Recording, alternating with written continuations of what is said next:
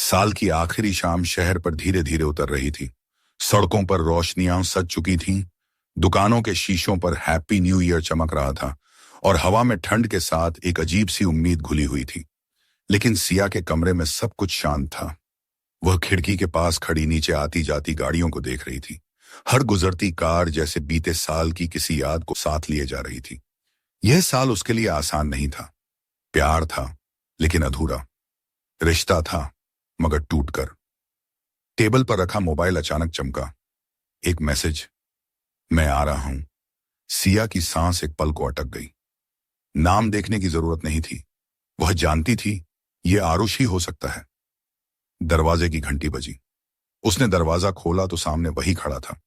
थोड़ा थका हुआ, थोड़ी बढ़ी हुई दाढ़ी, लेकिन आंखों में वही पुराना अपनापन। हाथ में एक छोटा सा गिफ्ट और चेहरे पर संकोच भरी मुस्कान।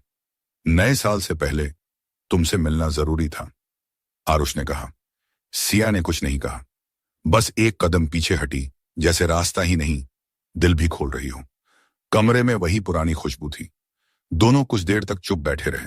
बाहर शोर बढ़ रहा था लेकिन अंदर खामोशी थी, भारी नहीं बल्कि सोच में डूबी हुई। कैसी हो? आरुष ने पूछा।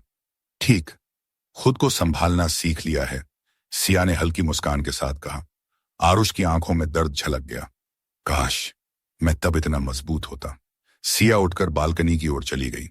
ठंडी हवा ने उसके गाल छुए। आरुष भी पीछे आया। दोनों के बीच कुछ इंच का फासला था मगर दिल बहुत पास थे। तुम्हें पता है, सिया बोली, हर नए साल से डर लगता है। लगता है फिर कोई वादा टूटेगा। आरुष ने धीरे से उसका हाथ थाम लिया। उसकी उंगलियों की गर्माहट सिया के पूरे बदन में फैल गई। वह चाहकर भी हाथ नहीं खींच पाई। इस बार वादा नहीं, आरुष ने कहा, बस साथ चलने की इजाजत मांग रहा हूं। घड़ी ने गिनती शुरू कर दी। 10, 9, 8। नीचे लोग चिल्ला रहे थे, ऊपर दोनों की सांसें तेज थीं। सिया ने आरुष की ओर देखा, इतने पास कि उसकी पलकों की हर हरकत दिख रही थी। आरुष का हाथ अब उसकी कमर पर था, हल्का, सुरक्षित, बिना किसी जल्दबाजी के। सिया ने अनायास ही सिर उसके सीने पर टिका दिया। 3, 2, 1। Happy new year. आसमान रंग बिरंगी रोशनी से भर गया। उसी पल आरुष ने सिया को बाहों में ले लिया।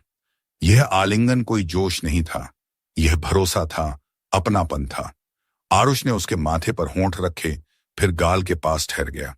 सिया की आंखें अपने आप बंद हो गईं।